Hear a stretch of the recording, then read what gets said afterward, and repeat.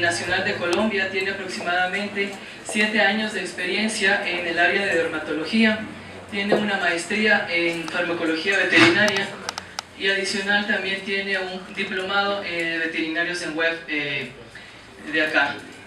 Con ustedes el doctor Juan Zamaca nos va a compartir temas muy importantes como es el manejo y tratamiento queratoseborreico y adicional también la otitis canina.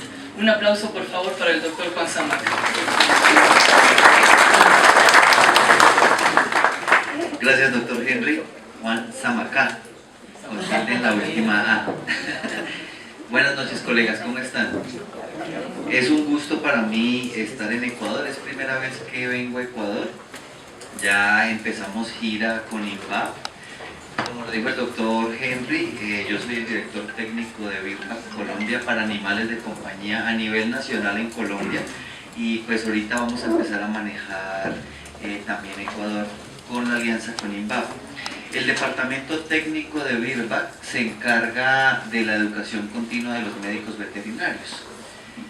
BIRBAC pues es un laboratorio francés con más de 51 años de trayectoria, pero lo que le importa a BIRBAC, aparte de sus productos, es sus pacientes, los perros y los gatos. Bueno, obviamente tienen una línea mucho más amplia en otras especies, pero obviamente para los que se dedican a la parte de animales de compañía, su objetivo principal es la clínica, porque los fundadores de BIRBAC son médicos veterinarios.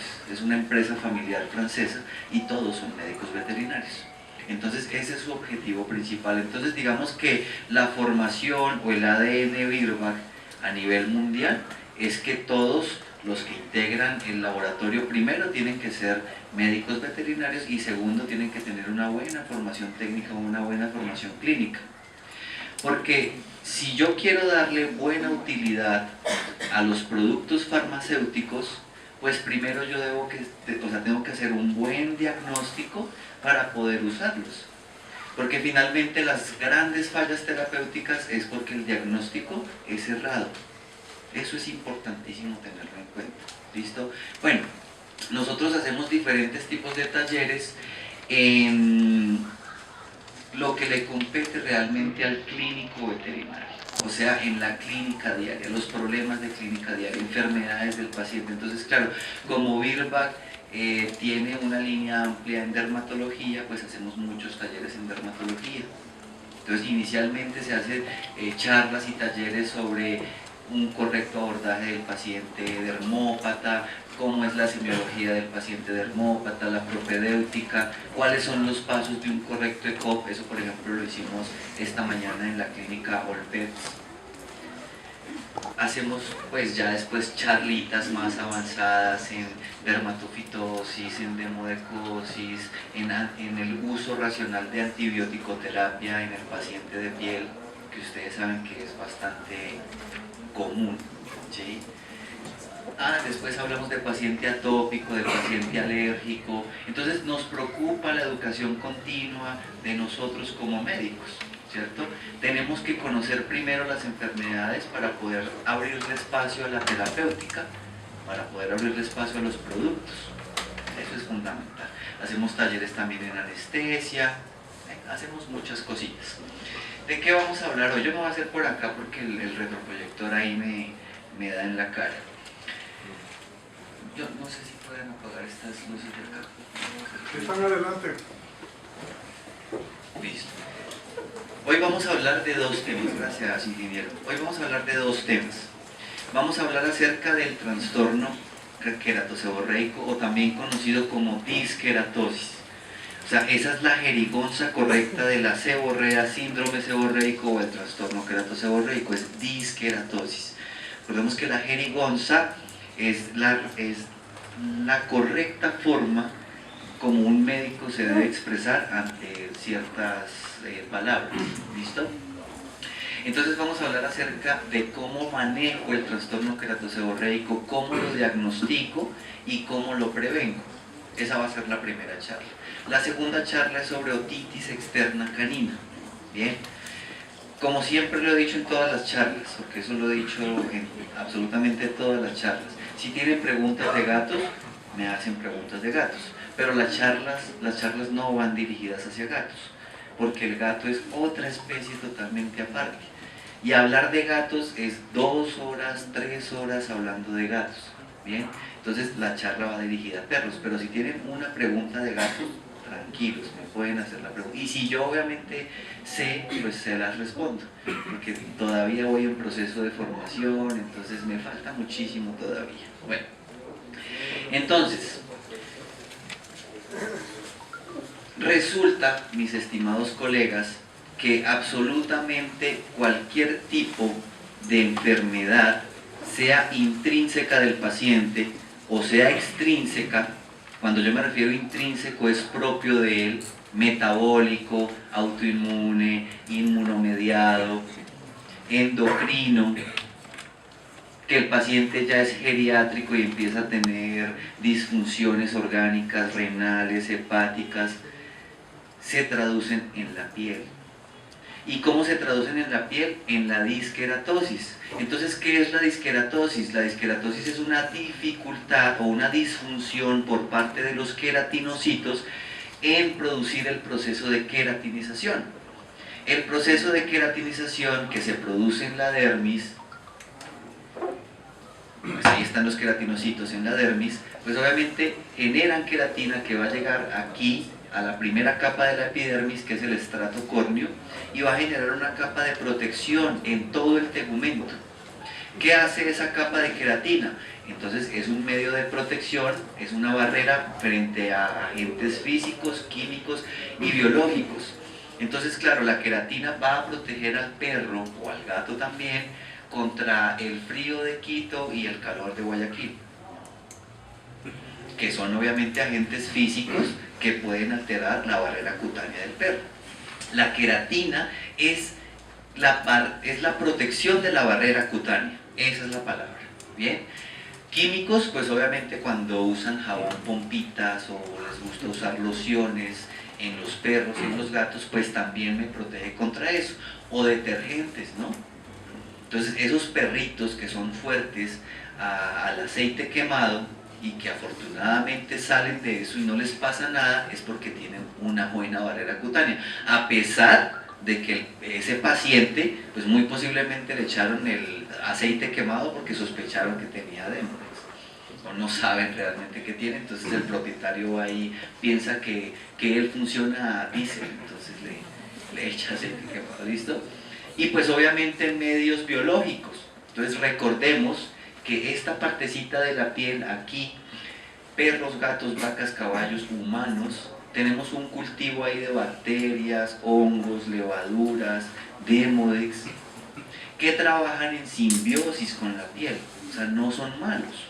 Pero cuando existe una inmunosupresión y empieza a romperse este estrato de aquí, o sea, estos estratos, que ahorita hablamos de la epidermis, entonces esos alergenos sobrecrecen, hacen un sobrecrecimiento bacteriano, micótico, malacecial o demodecósico y empiezan a colonizar la piel. Y ahí sí, cuando empiezan a colonizar la piel, tengo problemas. Pero resulta que en ese momento todavía la piel tiene cómo defenderse. Entonces resulta que la queratina que está ahí sobre el estrato córneo tiene otra función importante, evitar que la piel se deshidrate. Todos ustedes saben que la piel del perro, del gato o todo el tegumento de todas las especies, entre un 70 a un 80% es agua. Y esa agua tiene electrolitos. Y esos electrolitos mantienen el equilibrio o la homeostasis normal de la piel, de la dermis. ¿Bien? ¿Y qué componentes hay en la dermis? Todas las células que obviamente me van a coadyuvar a que se mantenga en equilibrio. Hablemos de algunas principales: células de Merkel, cuerpos de Oldman, que son necesarios para la producción de esfingolípidos, células de Langerhans, que son los macrófagos de la piel, que son los primeros que van a ir a copiar aquí el material genético o el epítopo de estos alergenos y lo van a ir a presentar al mayor complejo de su compatibilidad. 1 o 2. ¿Atrás me escuchan bien? Ok. 1 o 2. Entonces, bueno, lo importante es saber qué hace la queratinización para entender bien cómo es su fisiopatología y entender bien cómo es su diagnóstico y entender bien cómo es su terapéutica. ¿Bien? Entonces, claro, se empieza a deshidratar. Recordemos un poquito las partes del estrato córneo, que son las que me importan, porque esa es la barrera cutánea. O sea, la barrera cutánea no son las 3 capas de la piel, sino la barrera cutánea es solo el estrato, la epidermis, o sea, los 4 estratos de la epidermis. Entonces recordemos que la epidermis está conformada por un estrato córneo, viene un estrato granuloso, donde están todos los cuerpos lamelares, esos son fundamentales. Viene el estrato espinoso, los cuerpos lamelares son la unión entre el estrato espinoso y el estrato granuloso, y viene la membrana basal. Ya la membrana basal está unida al estrato espinoso por algo que se llaman los desmosomas. Y dentro de ese espacio de los desmosomas están unas proteínas que se llaman la desmocolina y la desmogleína 1. Pero no nos vamos a profundizar en esas. Son importantes en otras enfermedades, como por ejemplo el lupus eritematoso sistémico y los pénficos. Pero no nos vamos a profundizar en eso. En el caso aquí de la unión entre el estrato córneo y el estrato granuloso, resulta que hay una proteína muy importante que se llama la filagrina.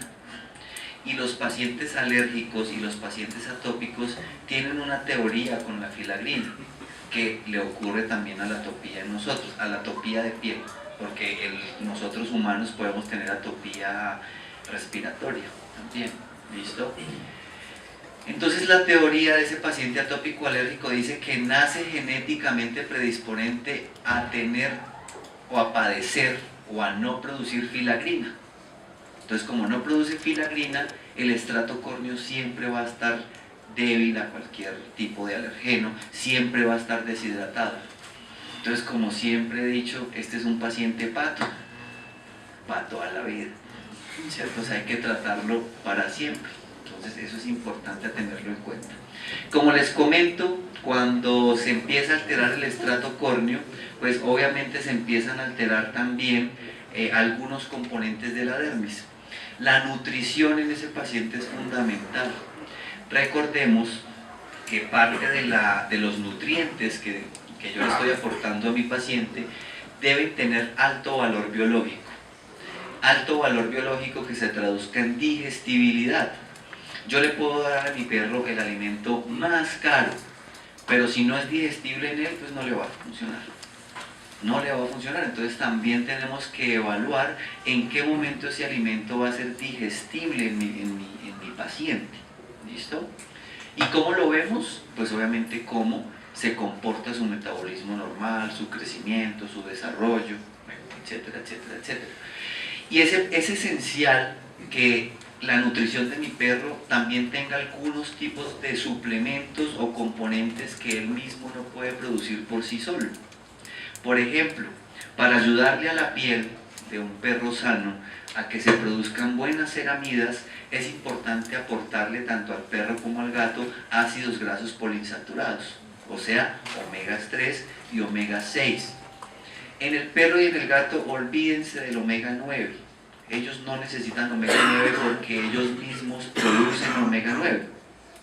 Pero resulta que el omega 3 y el omega 6 no, porque el perro es deficiente para producir por sí solo ácido linolénico y el gato es deficiente por sí solo para producir ácido araquidónico. O sea que en teoría yo debería suplementar más al gato con omega 6 y más al perro con omega 3. Pero para no complicarme la vida, pues los suplemento a los dos con los dos.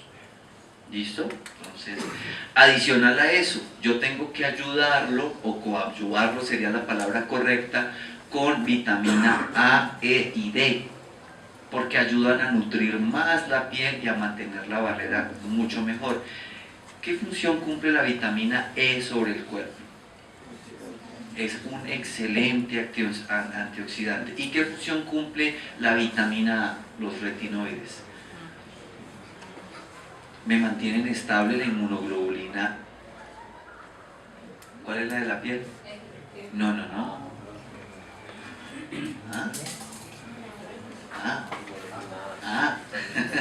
Exacto. Yo no estaba diciendo, o sea, les estaba diciendo que era la respuesta. ¿Listo? Y la vitamina D, ¿qué hace? Entonces recuerden que el tococalciferol, ¿sí? O el calciferol, cuando el perro se expone, o el gato, o nosotros incluso nos exponemos al sol, lo transformamos en vitamina D3, que realmente es activo para la piel. Y en ese momento, esa vitamina D3 le va a dar soporte a los cuerpos lamelares para que se mantengan unidos. Entonces, nomás miren acá en ese pedacito la importancia de la nutrición, o sea, es fundamental. Bien. Y pues bueno, obviamente si yo tengo una piel sana, con un paciente sano, con un paciente que no tiene algún tipo de enfermedad metabólica discernible, con un paciente que le estoy dando una buena nutrición, pues esa barrera cutánea va a hacerme una buena síntesis de queratina suprabasal, me va a producir proteínas ricas en histidina. Pues miren, histidina, o sea, un aminoácido que me lo tiene que aportar ese alimento. Porque la histidina sí la produce el perro y el gato de manera natural, ¿cierto? No necesita ser suplementada. Pero si el paciente tiene una mala nutrición, pues créanme que no la va a producir en buena forma. La filagrina, que ya les dije que era una proteína de sostén para los cuerpos lamelares. Resulta que la piel tiene un factor hidratante natural. Y como ustedes ya saben, cuando se pierde el proceso de queratinización, pues se deshidrata, pierde equilibrio y esa homeostasis hace pues, que se altere el metabolismo normal. El tema de las ceramidas y bueno, otras enzimas que también me ayudan a mantener los desmosomas unidos para que no se produzcan otro tipo de enfermedades. ¿Bien? ¿Qué me causa el trastorno queratoseborreico? Es multifactorial, o sea, lo pueden causar muchas cosas. Pero a mi forma de ver, lo primero que yo tengo que observar en mi paciente es que él no tenga ningún tipo de alteración propia de él. Eso es lo primero que yo tengo que observar. O sea, lo que les dije al comienzo, que los problemas que se vayan a traducir en piel no sean autoinmunes, no sean inmunomediados, no sea atópico, no sea alérgico, no sea endocrinópata por tiroides, por paratiroides, por adrenales o por sexuales también, ¿cierto? Todas las enfermedades endocrinas, hormonales, se van a traducir en la piel. ¿Por qué? Porque todos los problemas hormonales se traducen en una alteración del metabolismo. Y pues la que sufre y lleva el bulto siempre es la piel. ¿Listo? Entonces obviamente hay que mantenerla estable. Entonces claro, cuando ese paciente empieza a tener una causa inherente a él, pues se produce inflamación. ¿Por qué? Porque ya empiezan a colonizar bacterias y me empiezan a dañar más la barrera cutánea. ¿Bien? Entonces la inflamación es la causa número 1 de que se empiece a generar ese trastorno queratoseborreico. Factores endocrinos, ya lo charlamos, factores nutricionales, ya lo charlamos, y factores ambientales, que también son importantes en los pacientes alérgicos y en los pacientes atópicos. Miren esta imagen 2D, imagen de libro, chévere. Sí, bacanísimo que sí se viera histológicamente, pero uno ve una histología y ni entiende un carajo lo que hay ahí. Listo, entonces, ¿qué sucede? Se rompe el estrato córneo, se rompe el estrato granuloso, se rompe el estrato espinoso, se daña la membrana basal, que ya vamos a ver qué pasa con la membrana basal, se empieza a perder líquido transepidérmico, se altera el metabolismo, ingresan alergenos, se coloniza y empieza a haber foliculitis, foliculosis, se tapa el folículo, mejor dicho, llame al veterinario. El trastorno queratoseborreico se divide en dos, y esto es fundamental. Seborrea primaria, que es congénita, es hereditaria, o sea que hay razas predisponentes a tener trastorno queratoseborreico. Esto se los comento, ¿por qué? Porque resulta que el trastorno queratoseborreico ya está clasificado como parte de un diagnóstico. Antes era un signo: trastorno queratoseborreico fase 1, fase 2, fase 3, pero ahora ustedes ya lo pueden consignar como su diagnóstico diferencial. ¿No? El paciente simplemente tiene un trastorno seborreico propio de él, y es un paciente pato a la vida. ¿Listo? ¿Por qué? Porque obviamente es genético, es hereditario, es congénito. Bueno, puede ser alguna de esas, no, hereditario o congénito. ¿Listo? O genético. Los Westies, sí, el West Highland White Terrier, ¿sí? Los Basset Hound, toda la línea Basset, ¿sí? los Dutch Hound, que son bien bonitos, esos salchichitas que son tan bonitos, pero pueden ser propensos al síndrome seborreico. Los setter, toda la línea de los setter, especialmente el Irish Setter, pero todos los setter pueden llegar a ser predisponentes al trastorno queratoseborreico. El Cocker Spaniel y el Bulldog de los gatos, el persa. Sí, porque es que es un gato que tiene muchos problemas. Pero chévere que exista. Te amo, persa. Y la seborrea secundaria, entonces ya es de lo que hemos venido hablando. Factores intrínsecos o factores extrínsecos del paciente. ¿Listo? Que ya saben cuáles son, ya no los vamos a volver a repetir. Entonces, en definición, ¿qué es el trastorno queratoseborreico? Es una alteración del recambio epidermal que se produce en la membrana basal. Recordemos que todas las membranas basales de todos los tejidos son las encargadas de hacer la mitosis celular. Entonces aquí la membrana basal de la epidermis es la encargada de producir mecorniocitos. Y el recambio epidermal normal promedio de un perro es de 21 a 22 días. El del gato no se sabe. No existe todavía un reporte que me diga cuánto es el recambio epidermal del gato. Hasta ahora hay como una connotación de que va entre 28 a 32 días. Que el recambio epidermal del gato se parece al de nosotros, que es de 28 días. Pero sí ven por qué les digo que el gato es otra especie muy distinta que no podemos tratar como un perrito pequeño. Entonces, gato aparte. Entonces, ¿qué pasa con esa membrana basal? ¿Qué pasa con esa producción de corneocitos? Que si en un paciente sano es de 21 días, en un paciente que empieza a tener trastorno queratoseborreico empieza a reducir. Entonces de 21 pasa a 20, 19, 18, 17, 16, 15, 14, hasta llegar a 24 horas de recambio epidermal. Son recambio epidermal de un día. Eso es totalmente anormal en un paciente. Un paciente con recambio epidermal de un día ya tiene epidermia, posiblemente. Hay que evaluarlo muy bien. Entonces, ¿cómo se clasifica esa disqueratosis? Veamos la clasificación nueva, no veamos la antigua. La disqueratosis se clasifica en estas tres fases. Entonces, la fase 1 o descamación excesiva, que es llamada serodermia. La serodermia es una resequedad que puede ocurrir sobre la piel, es una resequedad que puede ocurrir sobre las membranas mucosas, o sea, puede ocurrir sobre las almohadillas plantares, puede ocurrir también sobre la nariz. Pero pilas, cuando ustedes vean serodermia sobre una nariz, o sea, sobre una naricita de un perrito, no solo sospechen de trastorno queratoseborreico, puede haber un síndrome del trigémino, ¿bien? Pero bueno, eso es otra cosa. Piel. Entonces, cuando ustedes ven resequedad sobre la piel, cuando ven descamación excesiva, eso es un trastorno fase 1. ¿Cómo ustedes diagnostican un trastorno fase 1? Piel seca, o sea, pelo seco y caspa, mucha caspa. Entonces, en un perro negro es fácil de ver. En un perro de pronto café, de pronto la puedo observar. En un perro blanco yo ya tengo que magnificar, ver, observar, palpar, abrir el pelo y mirar qué tanta cantidad de caspa hay por resequedad. Porque es muy diferente evaluar el pelo a evaluar la piel. Las lesiones son distintas. ¿Listo?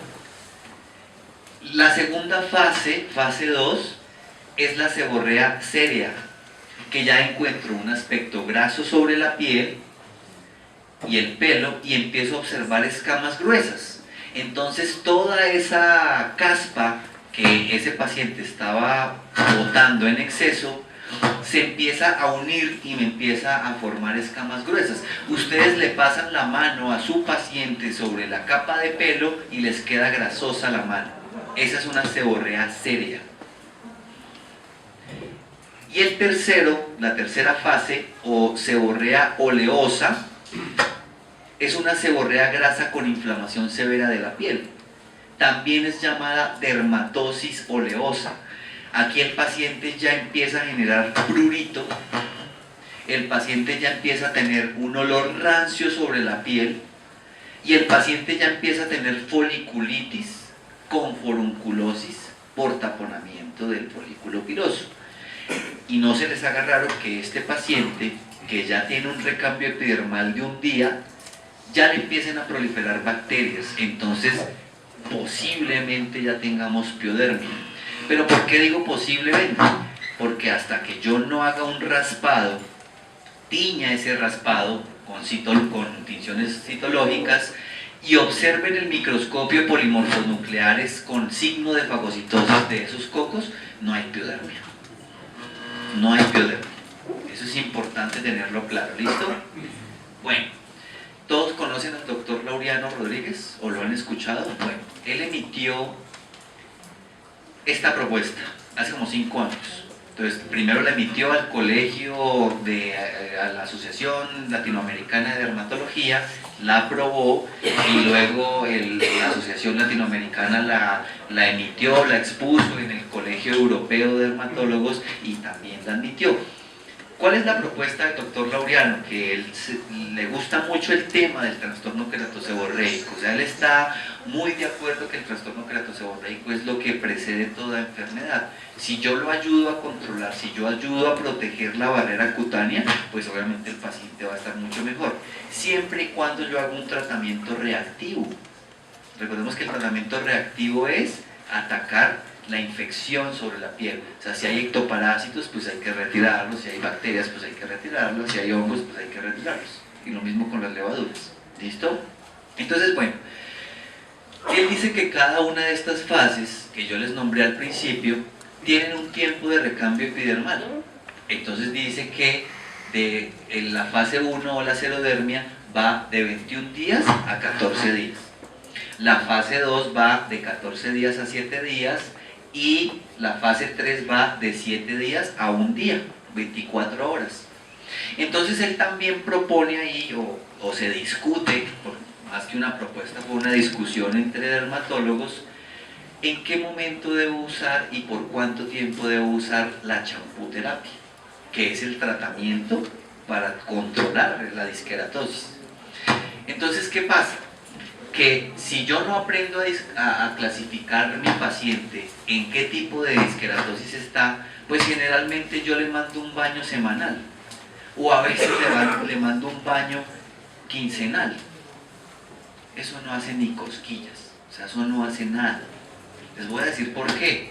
Porque solo la fase 1 como mínimo se debe mandar bañar 2 veces por semana, como mínimo, como máximo 3 veces por semana, por 2 meses.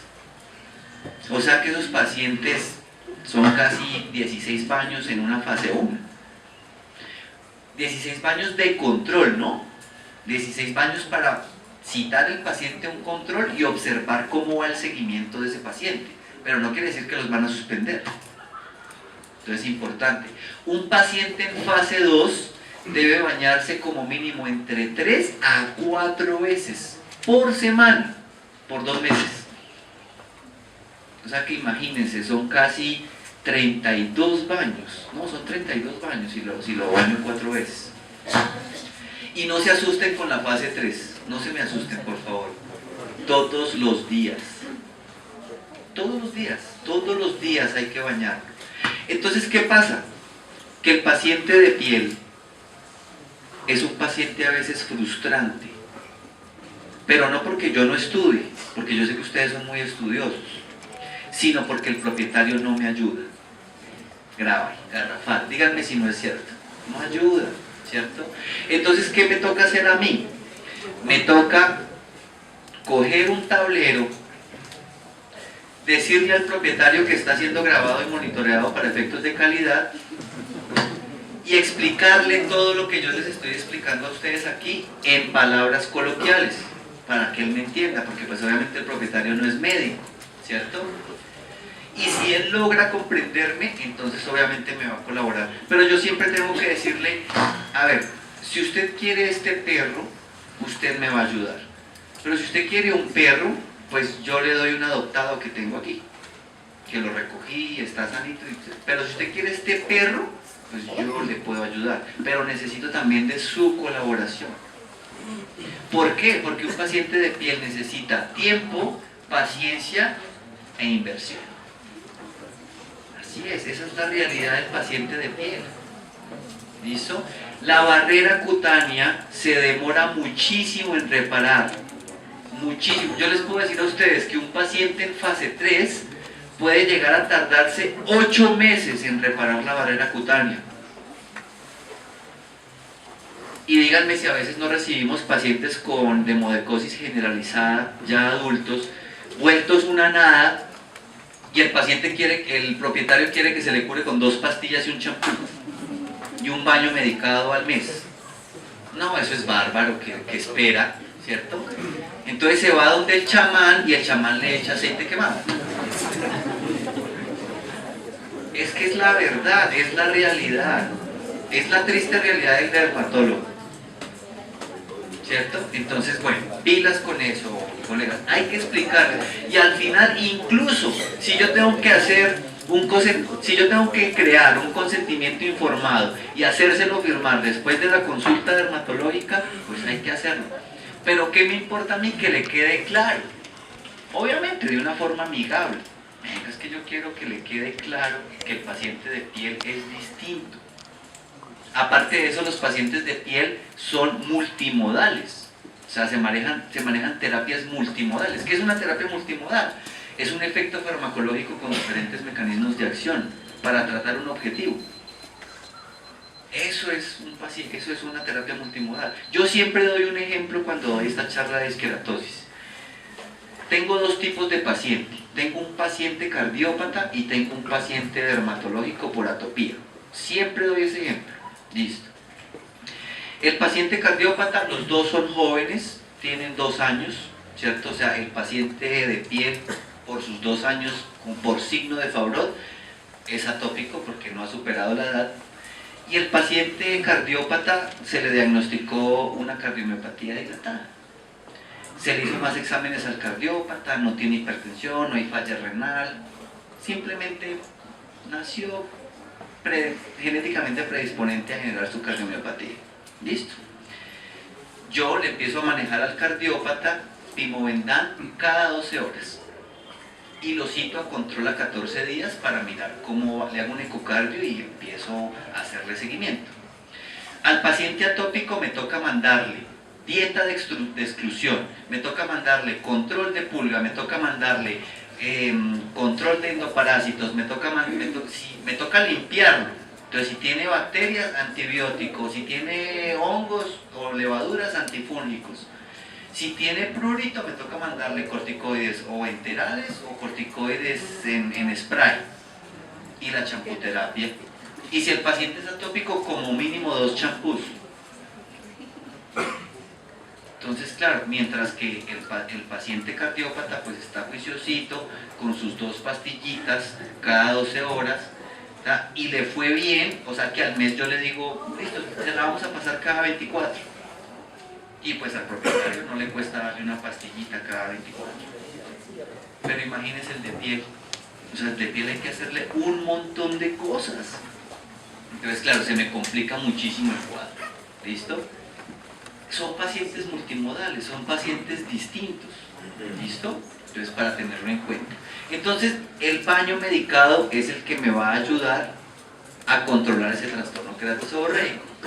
Y cuando nosotros hablamos de baño medicado, piensen en 4 cosas del paciente. La primera y número 1 es hidratarlo. Hidratación. Paciente con problema de piel, hay que hidratarlo, porque ¿qué les dije que sucedía cuando se rompe la barrera cutánea?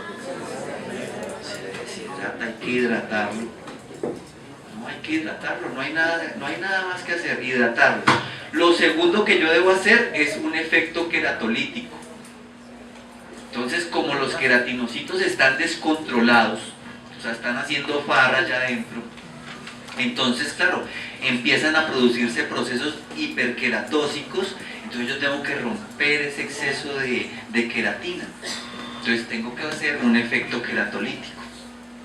Ya cuando controlo toda esa queratina que está en el estrato córneo, entonces tengo que hacer un tercer paso, que es un efecto queratoplástico.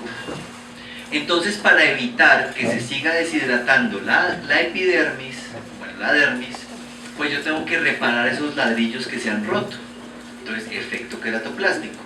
Y para evitar que los queratinocitos sigan en rumba, pues tengo que hacer un efecto queratorregulador. Eso hacen los champús medicados o la terapia tópica. Hasta el momento no existe nada sistémico, enteral o parenteral que me ayude a reparar la barrera cutánea. O sea, todo es tópico. Y desafortunadamente la industria farmacéutica todavía no ha encontrado algo tópico que actúe rápido. Entonces toca tener paciencia. Entonces por eso todos los días, si es un paciente fase 3, ¿sí? Es que una vez le dije eso al propietario, toca bañarlo todos los días y se sentó. O sea, como si, o sea, se asustó, hizo y se sentó. No, tranquilo. Le dije, si quiere déjemelo aquí, yo se lo interno, ¿sí? Mire mi número de cuenta. Le pasé tarjeta con mi número de cuenta. No, esos pacientes necesitan de ayuda. Entonces, miren, de eso, o sea, tengo que controlar el desorden de queratinización, el desorden seborreico, entonces con estos efectos, con los que les acabé de nombrar. Cuando nosotros hablamos de baño medicado, es importante recordar algo fundamental, y es que yo lo hago como tratamiento proactivo. Entonces, cuando yo pienso en baño medicado de un perro o de un gato, estoy pensando en un spa para perros. ¿Por qué? Porque es un momento relajante para la piel de ese paciente y para el paciente. Resulta que el baño y peluquería para los perros y los gatos es el ambiente más estresante que hay. Es el ambiente más estresante que hay. Entonces, ese perro yo tengo que evitarle estrés. Y si es gato, peor. O sea, ese peor. ¿Listo? Entonces tengo que evitarle estrés. Entonces tengo que pensar en hidroterapia. ¿Cierto? No es coger la manguera así como los bomberos y bañar al perro, porque es un perro delicado. Tengo que coger una ducha o un grifo en aspersión y que le empiecen a caer goticas de agua sobre su pelo. Adicional a eso, no es refregarlo, es frotarlo. Yo tengo que frotarlo con la yema de los dedos a favor del pelo, no en contrapelo. Es que yo he visto a veces cómo bañan unos perritos y cogen el cepillo. Es como si estuvieran despercudiendo un cuello en una camisa. Yo, pobrecito. ¿Listo? Bueno. Entonces, claro, hidroterapia, ¿no? Masaje con la yema de los dedos. Y adicional a eso yo tengo que pensar en la temperatura del agua. Resulta que la teoría dice, y ya me van a entender por qué les digo que la teoría dice, que uno debe bañar un paciente con problema de piel a temperatura corporal del cuerpo, o sea, entre 26 a 30 grados centígrados. Resulta que el agua tibia me genera vasodilatación.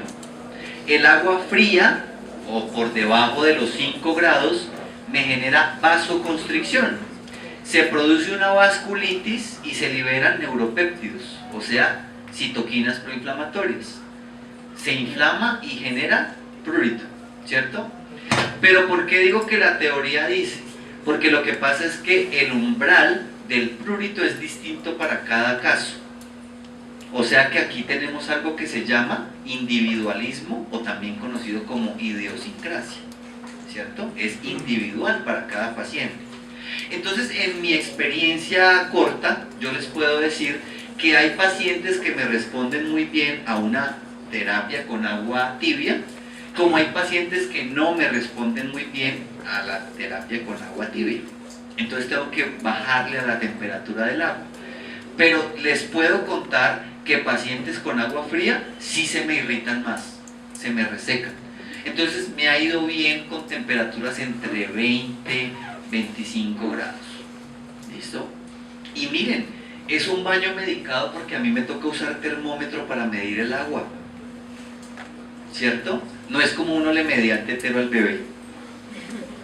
Toca usar termómetro para medir el agua. ¿Listo? Otro punto importante, principio activo empleado. Esto es fundamental también, colegas.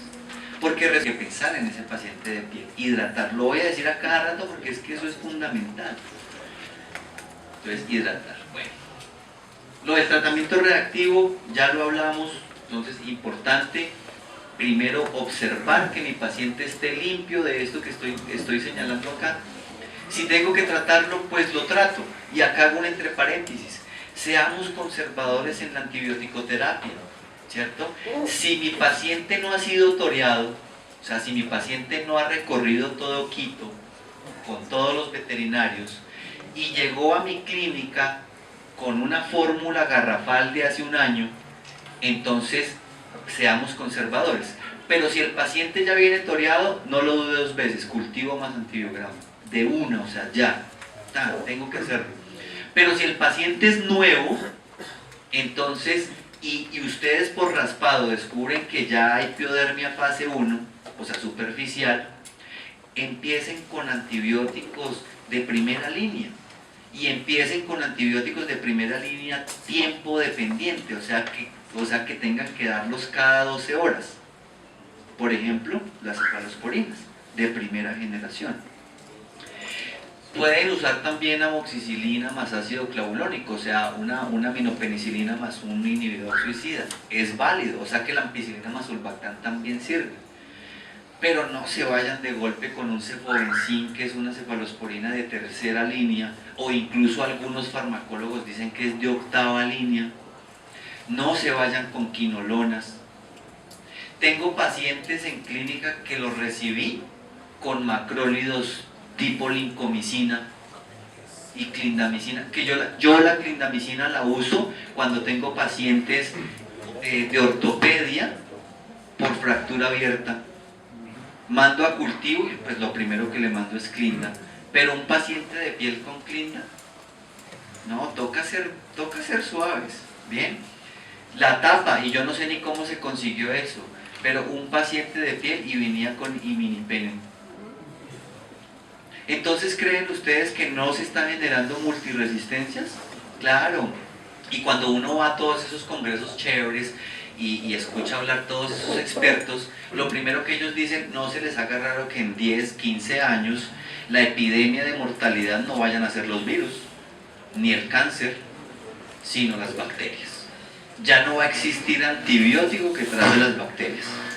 Y eso ya está siendo un problema. En Estados Unidos existen como 2 o 3 antibióticos nuevos que son meticilino resistentes y están guardados. Eso es para paciente exclusivo. Entonces no permiten que se use. ¿Listo? Eso es delicado. Pero pues obviamente nosotros no hacemos caso. Bien. Control del prurito limpio. Entonces, si yo sé que mi paciente no tiene prurito a esto, entonces le empiezo también a controlar el prurito limpio. Entonces, resulta que los corticoides no son malos. Los corticoides son malos cuando abusamos de los corticoides.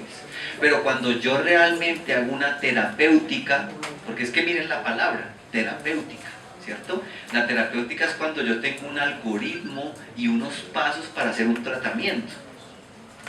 Entonces, la terapéutica de los corticoides también se puede hacer. Entonces, cuando yo uso corticoides enterales tipo prednisolona, o cuando uso un corticoide en mi paciente, resulta que yo no sé si ustedes han escuchado o han leído diferentes papers que dicen que existe una dosis año de prednisolona antes de activar la glándula adrenal. ¿Alguien recuerda la dosis año de esa prednisolona? 30 miligramos kilo año. Entonces ustedes sacan el cálculo según el peso del paciente y tienen ese porcentaje, tienen esa concentración para jugar con la prednisolona. Y ustedes son los mismos que hacen seguimiento del paciente, entonces ustedes saben en qué momento el paciente empieza a reducir prurito, porque lo ideal es siempre empezar con una dosis de choque a 1 miligramo kilo cada 24 horas, eso es lo ideal, por 5 días y ya después empiezan a reducirla, 0.5 cada 24, otros 5 días y después ya la espacean, entonces ya esos mismos 0.5 pero ya cada 48. ¿Y qué hacen si su paciente empieza crisis de prurito ahí? Pues se devuelve. sea, ustedes trabajan sobre su paciente. Y si ya ven que se están sobrepasando la dosis año, yo incluso no llego ni siquiera al límite. O sea, yo cuando ya tengo un 70% de mi paciente cubierto con esa dosis año, yo inmediatamente paso a usar un corticoide externo. Entonces ahí usan Cortavans, hidrocortisona ceponato. Pero obviamente, si no es generalizado, ¿no? Porque pues no van a bañar al perro en Cortavans. Se imaginen, echan Cortavans en un balde y le hacen al perro así. No. Solo cuando es focal, cuando es localizado. Entonces, por ejemplo, mi paciente tiene una pododermatitis que no le he podido descubrir qué es, que muy posiblemente es atópico. Y solo es pododermatitis delantera. Entonces uno es proactivo. Entonces resulta que la hidrocortisona ceponato de Cortavans sirve como proactivo. ¿Qué es proactivo? Cuando ustedes le dicen en su empresa, es que usted es muy proactivo. O sea, usted hace sin que su jefe le diga, ¿cierto? En medicina también existen los tratamientos proactivos. Usted no espera que el paciente genere rasquiña. Usted le va aplicando de una vez antes de que genere rasquiña. Entonces ustedes pueden usar Cortavans 2 veces por semana y ya. Se curan en salud ustedes. Porque si su perro empieza con una crisis de prurito, otra vez toca devolverse al principio. Entonces la idea es evitar eso al máximo. Entonces tratamiento reactivo, control del prurito limpio, que es bastante fundamental. Ya hablamos del tratamiento proactivo con los baños medicados. Evitemos el jabón pompitas. Sí, o sea, chao champús en los perros, ¿listo? Y en los gatos con problemas de piel. Y también esos pacientes con problemas de piel, chao las ropitas, la chaquetica de algodón, se ven bonitos, pero no. ¿Listo? ¿Qué sentirá un perro con eso encima? ¿Sí ven cómo se ponen los gatos cuando se les pone ropa? Ahí. Me da hasta risa verlos más bonitos. Bueno, la disqueratosis fase 2, entonces ya como tengo grasa sobre la piel, necesito romper, hacer efecto queratolítico, necesito romper esa grasa. Entonces tengo que usar un desengrasante. Entonces para eso tenemos el peroxidez.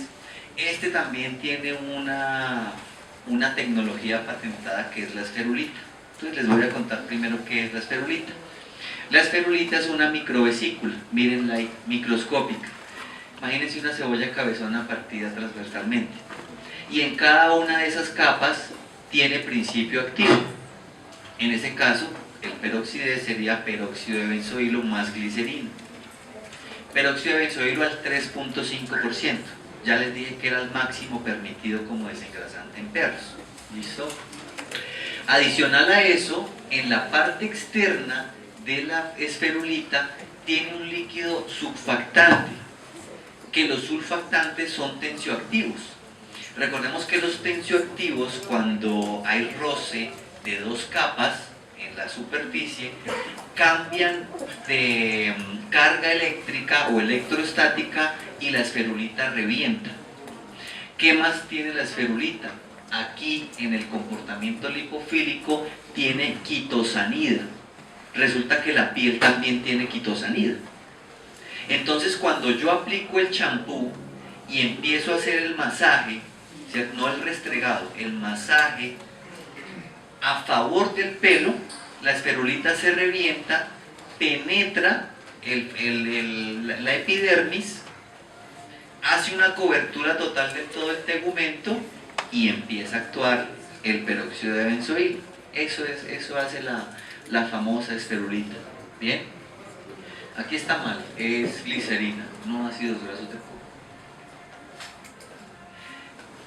Tiene acción sebolítica, bien, tiene acción queratolítica, estamos claros, y adicional a eso, como es desengrasante, me ayuda a abrir el folículo piloso, y si el paciente es positivo a demodecosis, ayuda a que salga.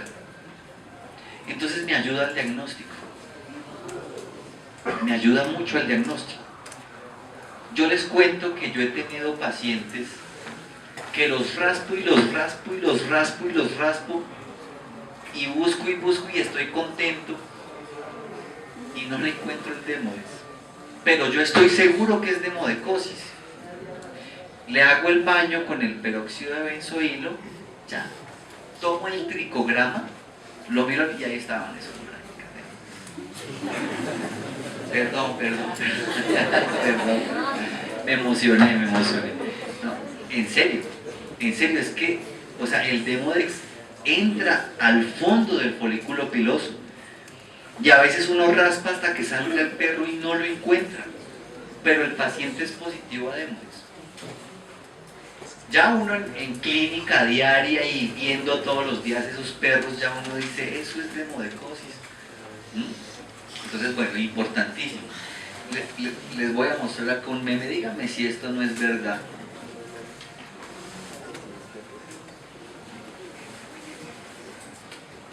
Díganme si esto no es verdad, querida.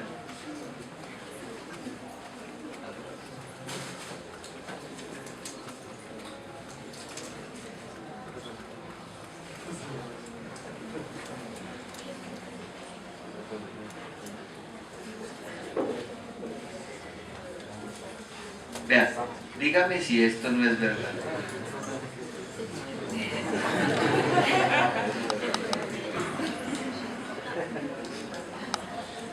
Es totalmente cierto. ¿Listo? Bueno, entonces me ayuda un poco en eso. Y cuando tengo síndrome de comedón, del Schnauzer, que es muy común, es genético, o síndrome de comedón por pulga, también me ayuda. ¿Qué pasa con el síndrome del comedón? Que la pulga, cuando el paciente es alérgico, se tapa el folículo piloso por una forunculosis y resulta que yo le puedo hacer mil y unas cosas al paciente y hasta que yo no destape el folículo piloso se me va a generar un problema sobre la piel. Entonces, como se tapa el folículo piloso y ya no sirve la glándula sebácea y ya no sirve todo lo que hemos hablado que está sobre la dermis, pues obviamente se empieza a producir procesos de hiperkeratosis y liquenificación y se complica el cuadro. Entonces tengo que ayudar también a limpiar esos comedones que se penetran ahí sobre el folículo piloso. Cortavans, ya saben que es hidrocortisona ceponato, ya saben que es un dermosteroide que les va a ayudar para ese paciente atópico o alérgico. Es como la indicación principal del Cortavans, o sea, es atopía y alergia. ¿Listo? Aunque tiene muy buenos otros efectos, pero no los hablo ahorita porque nos extendemos acá, pero les cuento, sirve para enfermedades autoinmunes. Hay reportes espectaculares. Hace poquito el doctor Pablo me mandó un reporte, Pablo Mansub, del uso en pénfigo, en lupus, en celulitis juvenil. Yo no le creía, no le creo. Me decía, sí creo. Bueno, Natalene, todos conocen este producto. ¿Sí? Natalene es un triconjugado a base de neomicina, es un aminoglicósido, sigue siendo un antibiótico de primera línea para tratar ese tipo de bacterias del oído y de la piel también. El diacinón, que es un parasiticida, sirve muy bien para el caso de otodectes, de notroedres. Si el paciente le funciona, bien, si no le funciona, suspendan el tratamiento. Hay que hacerle otra cosa a ese paciente. ¿Bien? ¿Cómo se da? ¿Cuál sería la posología del Natalene? 2 veces en el día, con un espacio de 12 horas, por 7 días inicialmente, se cita al paciente para control y luego se da por otros 7 días más. ¿Listo? Adicional a eso, esos pacientes que pueden llegar a ser positivos a otodectes inotes o a notoedres, si ya vienen con un curso crónico, muy posiblemente vengan con malacesia. Entonces también les ayuda la pimaricina, que es un antibiótico que se le encontró efecto leurósico. Tiene concentración mínima inhibitoria contra la levadura. Y dexametasona, que es un corticoide de larga acción. Entonces no se puede dar por más de 14 días, porque si ustedes lo dan por más de 14 días, esta dexametasona sí se absorbe y puede llegar a generar un síndrome. Bueno, yo hablo de activación adrenal, yo todavía no hablo de Cushing. Para hacer Cushing tendría que darle corticoides por unos 4 meses. ¿Listo? Pero activación adrenal. ¿Listo? Y pues, si no le hace todo esto, pues obviamente hay que replantearse, ¿no? En el diagnóstico, porque imagínense todo eso. este no. Este es un paciente fase 3. Este es el paciente que le asusta al propietario, ¿cierto? No, les cuento la verdad, me asusta más a mí porque no sé si el propietario me va a colaborar. Entonces cuando me llegan así, les digo como, ¿será que sí? ¿Será que no? Bien, este paciente va con todos los champús. Se me olvidó hablarles del hexadene esferulita, pero saben que hexadene es clorhexidina al 3%. Este paciente va con hexadene, ¿cierto? Ese paciente va con peroxides esferulitas y este paciente va con el aluminoglico. Ese sería el orden correcto de la champuterapia. Entonces uso una clorhexidina que va a cumplir un efecto antiséptico, uso el desengrasante y finalizo con hidratación. Exactamente, eso es lo más importante. ¿Listo? Obviamente si ya está diagnosticada una piodermia superficial o profunda, pues me voy con antibiótico. También ustedes conocen el Relexin. Bien. Pero ¿quién me recuerda cómo sería la terapia antibiótica con cefalosporina de primera línea en pioderma superficial? A ver, ¿quién me la dice? ¿Cómo es? Bien, la posología, ¿por cuánto tiempo? Cada 12 horas, 30 miligramos kilo, cada 12 horas por 21 días, lo cito a control. Si ya resolvió, continúo por otros 7 días y suspendo. ¿Listo?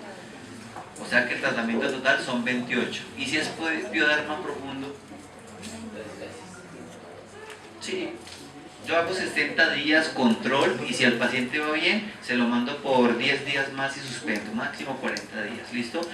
Pero si el paciente después de 40 días ustedes ven que sigue igual o de pronto ha reducido muy poco, hagan cultivo más antibiograma, ¿listo? Pero antes de hacer cultivo más antibiograma le suspenden el antibiótico, lo dejan reposar 4 días, lo dejan reposar, como si fuera un caldo.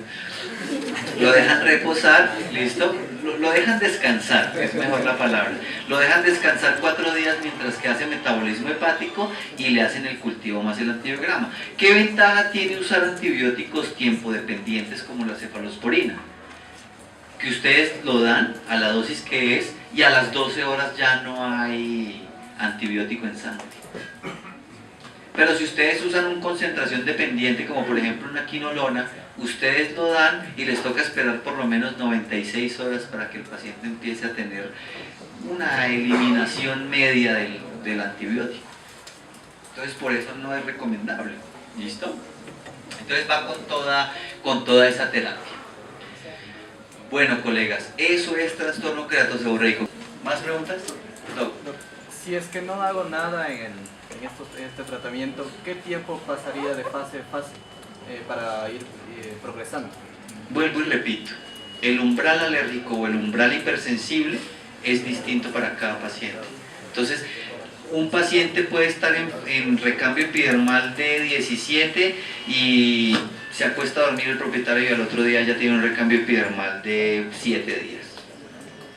Entonces, eso depende de la infestación que tenga el perro. No es lo mismo un sobrecrecimiento bacteriano a un sobrecrecimiento malacesial, y más malacesia paquidermatis. ¿Qué tiempo de cada champú se lo debería utilizar?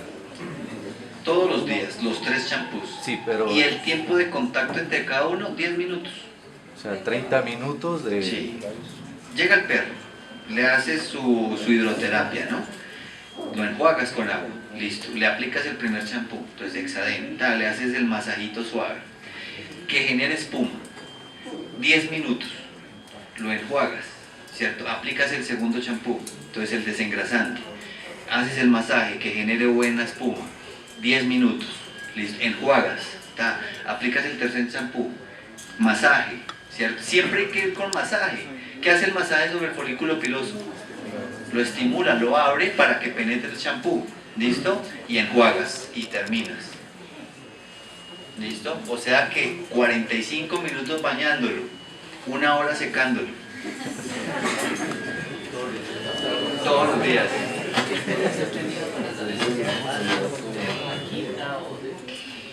Eso es súper complicado. Realmente paciente con adenitis sebácea y que lleve por lo menos ya 30 días, ciclosporina. Yo uso ciclosporina en esos pacientes. Realmente no me complico. Oral, sí, claro, ciclosporina oral, sí. 5 miligramos kilo, en el perro es de 5 a 7 miligramos kilo cada 24 horas, 2 meses, y si el paciente se me estabiliza, la empiezo a espaciar hasta llegar a un máximo de 5 miligramos kilo cada 72 horas. Y con el rituxidina en gatos, ¿qué hacen? Lo diluyen. ¿Cómo? Sí, claro, toca diluirlo, porque es altamente resecante también. El gato es otra historia muy aparte, ¿no? Cuando el gato es alérgico o es atópico, presenta 4 signos, ¿no? ¿Quién me recuerda cuáles son los 4 signos del paciente felino con síndrome alérgico felino? Les ayudo. Dermatitis miliar felina. 2. Complejo de granuloma eosinofílico. 3. Alopecia autoinducida. Y 4. Prurito de cabeza y cuello. Un signo de esos que tenga el gato es alérgico. ¿Y qué dijo la ICAD ahorita en la última guía que sacó? Que ya hay gato atópico. Entonces, un signo que tenga ese gato puede ser atópico también. Y en el gato todavía no se hace prick test. Entonces, imagínense. Bueno, ahí vamos poco a poco. Listo, aprendiendo. ¿Más preguntas? Doc, ¿tenías una pregunta? Sí, yo quería saber, usted dice que no hay que rasurar, pero si yo quiero ponerle el spray de cortavans, se me va a quedar encima del pelo. No, te va a penetrar, Doc. ¿Sí? Te va a penetrar. Así sea pelo largo. Pues obviamente, a ver, vuelvo y repito, el cortavans no es para prurito generalizado, ¿cierto? El cortavans es para prurito multifocal o focalizado, ¿cierto? Local. Si ves que hay mucho pelo en una zona donde se rasca, pues obviamente yo abro, ¿no? Ahora, el prurito de un paciente alérgico y el prurito de un paciente atópico es en lugares donde es desprovisto de pelo. Axilas, ingles, abdomen, orejas, mentón, ¿cierto? ¿Y cuando hay pus en esa zona donde está el pelito? Igual, solo con tijera. Cuando hay pus. Ya hay bioderma, ya hay... ¿Pero a qué te refieres? ¿Rasurar? Ahí Mi son recomendación cuantas es tijeras, no o solo rasuren. la- Mi recomendación es no rasuren. Si ustedes, digamos que se les hace más fácil trabajar sobre el rasurado, hagan, pero hagan estricotomía, no rasurado. ¿Listo? Yo no rasuro en mi trabajo, digamos, personal con mis pacientes. Pero si ustedes dicen, no, yo no, o sea, estos son miércoles, yo tengo que cortar, hagan tricotomía. ¿Listo? Y empiezan a tratar ahí su lesión. ¿Listo? Doc, tenías una pregunta. En un paciente de fase 3 llegue todo lleno de costras y ya, o sea, las costras bastante prominentes, ¿se debe proceder al tratamiento solo con shampoos o se puede hacer una limpieza de las costras? Sí, tienes que levantar primero las costras. Claro, porque si no, no haces nada. O sea, cuando se genera costra, digamos que la costra es como o sea, te va a evitar que entre el champú al folículo piloso. Tienes que levantar con delicadeza, ¿no? Entonces, no, suavecito. El mismo champú, o sea, cada vez que tú hagas baños, esa costra se va soltando. Digamos que yo no recomiendo soltarlas de golpe, sino en cada baño la costra se va cayendo. ¿Listo? Pues para eso tienes todos los días baños por 2 veces. Son 60 baños. ¿Listo? ¿Qué más preguntas tienes? Sí.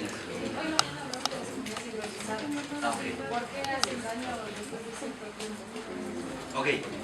El alimento hidrolizado es una proteína de un tamaño muy reducido, ¿cierto? Digamos, la proteína de pollo pesa más o menos aproximadamente de 480 a 650 kilodaltons, ¿cierto? Como es muy grande y el paciente es alérgico a ese tipo de proteína, entonces, claro, va a llegar la inmunoglobulina E a coger el apteno y ahí se exacerba el problema porque esa inmunoglobulina E me empieza a liberar mastocitos, se degranan el mastocito y se vuelve el miércoles, ¿cierto?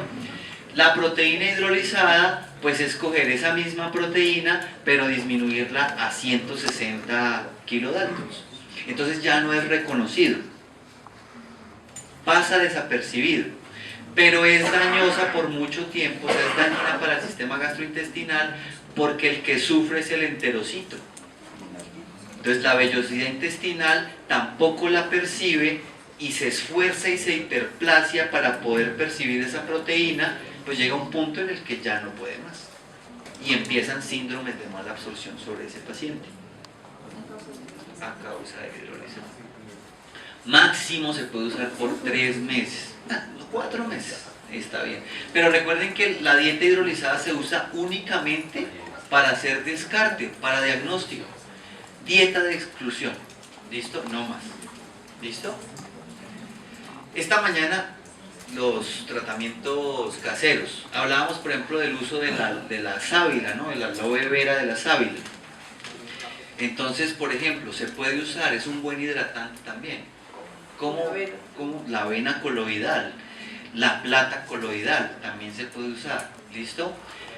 Ustedes cogen la sábila, sacan los cristales, lavan los cristales, tienen que lavarlos muy bien porque hay una toxina que se llama, se me olvidó otra vez el nombre de esa toxina, aloverina, bien, aloverina, que es muy tóxica en los perros y en los gatos, lavan muy bien y la mezclan con biotina, cápsulas de biotina, ¿sí? O también venden la biotina en ampollas, la licúan y la dejan reposar, esa sí se deja reposar por 24 horas y bañan al perro con eso, en spray si quieren.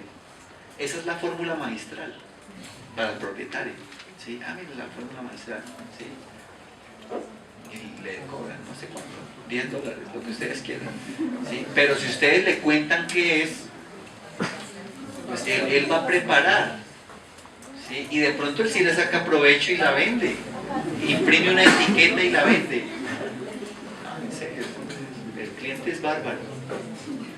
¿Listo? ¿Más preguntas? ¿No? Colegas, los invito a un coffee break y seguimos con la siguiente charla. ¿Listo?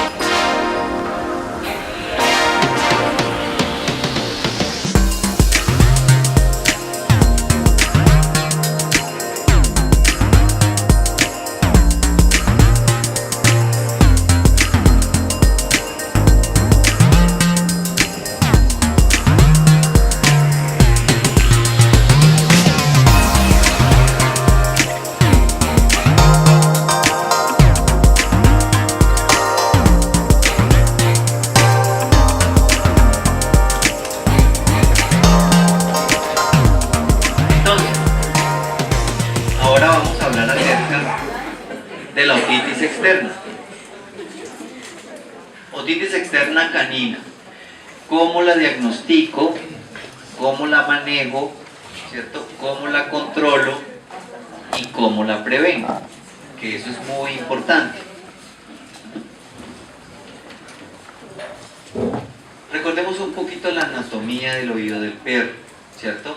Recordemos que por conformación anatómica diferentes razas pueden tener oreja péndula o pueden tener oreja erecta y puede llegar a existir una predisposición a generar humedad y a generar un sobrecrecimiento bacteriano o un sobrecrecimiento malacezial dependiendo el tipo de pabellón auricular que tenga ese paciente.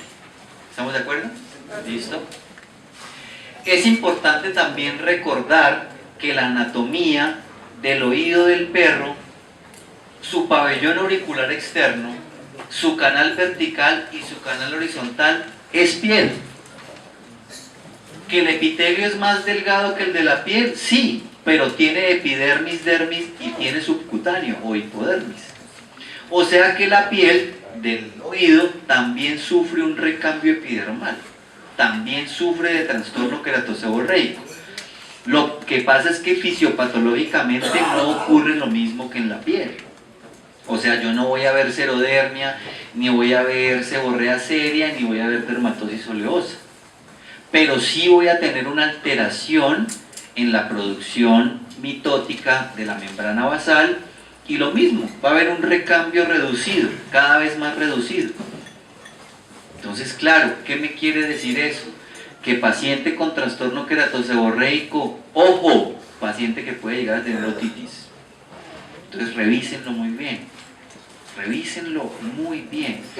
Y fíjense anatómicamente cómo es el oído en cuanto a los canales verticales y horizontales. Miren que tiene aquí un ángulo casi de 90 grados. ¿Y para qué les digo eso? Porque obviamente uno de los exámenes diagnósticos para el oído es la otoscopía. Y seamos sinceros, ¿nosotros hacemos buena otoscopía? ¿Sí? ¿Piensan que sí? ¿Qué creen? ¿Qué me dicen? ¿Sí hacemos buena otoscopía?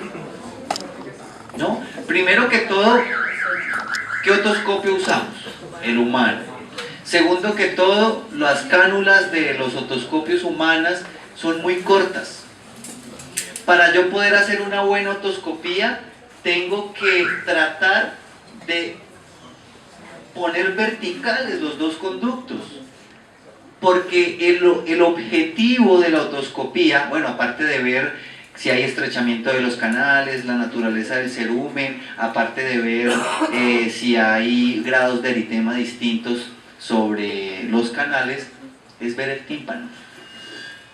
Si yo no vi el tímpano, no hice otoscopía. Bien, entonces claro, la idea es tratar en lo posible de evolucionar haciendo esto. Entonces, claro, ya existen muchas cosas, existen videoscopios digitales, otoscopios para poder llegar hasta allá.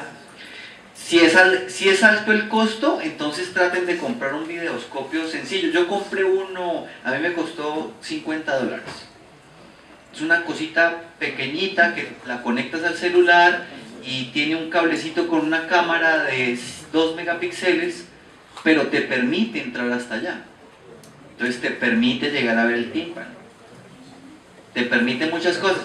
No es que sea de high definition, pero no es 1080, no es 4K, pero ayuda. Listo. Ya cuando llegamos aquí a la membrana timpánica y a la huella timpánica y empiezo a tener alteraciones de oído interno o de oído medio, eso ya no le compete al dermatólogo. Y ya la terapéutica es totalmente distinta. Pero yo tengo que observar muy bien si esa membrana timpánica está dilatada, está acantósica o ya hay ruptura de tímpano. Porque ustedes le pueden meter y meter y meter y meter cosas locales y nunca va a resolver, porque el problema ya es de oído medio. Y hay que tener cuidado, porque no quiere decir que si yo tengo un tímpano roto y empiezo a aplicar un producto tópico, voy a producir signo vestíbulo-coclear o algún tipo de intoxicación vestíbulo-coclear. Pero si yo no me doy cuenta de eso y lo sigo aplicando, se deposita y se acumula, y ahí sí tengo problemas graves. Entonces la idea es siempre revisar el tímpano. Y pues bueno, obviamente en un tímpano roto, pues el paciente no se deja ni tocar. O sea, le duele mucho. Y adicional a eso, muy posiblemente ya empieza a generar hipoacusia. Y uno se da cuenta. Entonces, claro, si el paciente no es geriátrico, ya el poodle de 20 años, que ya es una hipoacusia normal en ese paciente porque se cristaliza el tímpano, entonces pilas, porque puede ser una ruptura de tímpano o una acantosis timpánica. ¿Está listo? Bueno, importante, al igual que en la piel, mantener un equilibrio, una homeostasis. ¿Cómo va esa homeostasis? Entonces, tiene un recambio epidermal igual, hay que protegerlo. Si se altera ese recambio epidermal, pues se altera la secreción del cerumen, porque se alteran obviamente los corneocitos y se empiezan a alterar las glándulas sebáceas y ceruminosas. empiezo a tener una naturaleza anormal en la producción del cerumen. Y el cerumen en el oído es importante, porque el cerumen es el que me limpia todos los detritos que están en el fondo del canal horizontal y lo hace de manera centrípeta y lo saca. Pero eso se demora, o sea, no es que el recambio del epitelio sea de 24 horas. No, se empieza a producir cerumen, el cerumen empieza a subir como en forma de espiral y lo va sacando. ¿Por qué nosotros no lo vemos y no lo percibimos? Porque no es anormal, o sea, es su fisiología normal. Pero cuando nosotros ya vemos ese cerumen café que huele a Doritos, entonces claro, ahí yo ya me empiezo a preocupar, ¿cierto? Porque ya empiezo a generar una dermatosis oleosa por el acúmulo de... ya no va a volver a comer Doritos, ¿no?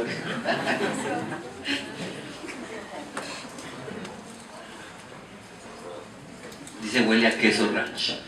Bueno, entonces claro, se empieza a alterar más esa producción. Pero ¿por qué se alteró la naturaleza del cerumen? Por el recambio epidermal. Ahora, ¿qué es lo importante de esa homeostasis? Proteger la integridad del tímpano. Ese es el objetivo principal, evitar llegar allá, que se mantenga un buen equilibrio. Pero pilas, ojo, porque si el paciente es predisponente y empieza por acá, pues obviamente el problema se va a exacerbar y ya no es culpa del recambio epidermal, ya no es culpa de la piel, ya es culpa directamente de un trauma que sufrió el oído o que el paciente viene con una predisposición genética a eso. Bueno, este es como una estadística en contexto, es del 2015, es americana, que la estadística dice cuáles son los pacientes número 1 de visita clínica. Son los pacientes de piel, ¿sí? Y la gran mayoría, un 70%, 80% de pacientes caninos son por alergias. Y si ese paciente es alérgico, entonces va a tener una infección de oído. Si ese paciente es atópico, va a tener una infección de oído. Entonces esto es importante porque eso no se aleja de la realidad latinoamericana. Eso es igual acá. Bien. La importancia de la otitis externa es una condición bastante común. La padecen los perros más o menos entre 7.5 y 16.5. No sé acá en Ecuador. En Colombia es como del 8 o 9%. En gatos 2 a 6.2%. Esto es de la del Reino Unido, ¿no? En Colombia gatos es como del 1.5% más o menos, no es mucho, porque los gatos que tienen problemas de oído o los que se han detectado hasta el momento son más que todo por parásitos. El gatico tiende a sufrir mucho de otodetes y nodes y de notoedres también.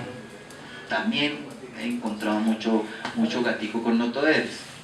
Y lo que siempre he dicho, el paciente de piel se basa en el examen clínico. Ahí tenemos el 80% del diagnóstico, en el ECOG, examen clínico orientado al problema. Hagamos un buen ECOG protocolizado, algorítmico, y verán que vamos a descubrir muchas causas en ese paciente. ¿Listo? Y obviamente cojamos y leamos libros. Leamos mucho porque es que eso es importante. ¿Listo? La frecuencia en clínica diaria es de 2 a 3 casos día. Yo diría que hay más, porque esto es el motivo de consulta, o sea, esos son los propietarios que llegan porque quieren una consulta con el veterinario. Pero no nos olvidemos de los perros de peluquería. El perrito de peluquería va al baño y yo le miro el oídito y tiene eritema, o sea, está inflamado. No todos, pero sí la gran mayoría. Y claro, si llega el propietario a recoger a su perro y ustedes le dicen, oye, tu perro tiene otitis, mira, ¿te lo puedo chequear? Sí. Mira, te recomiendo esto, le podemos hacer un frotis. De 10 perros que ustedes le hagan eso, 3, el propietario le dice, sí, dale el frotis, ¿sí? Y va a quedar contento, dice, amo mi veterinario, porque llevo mi perro a que lo bañe y mire, me lo revisa. ¿Sí?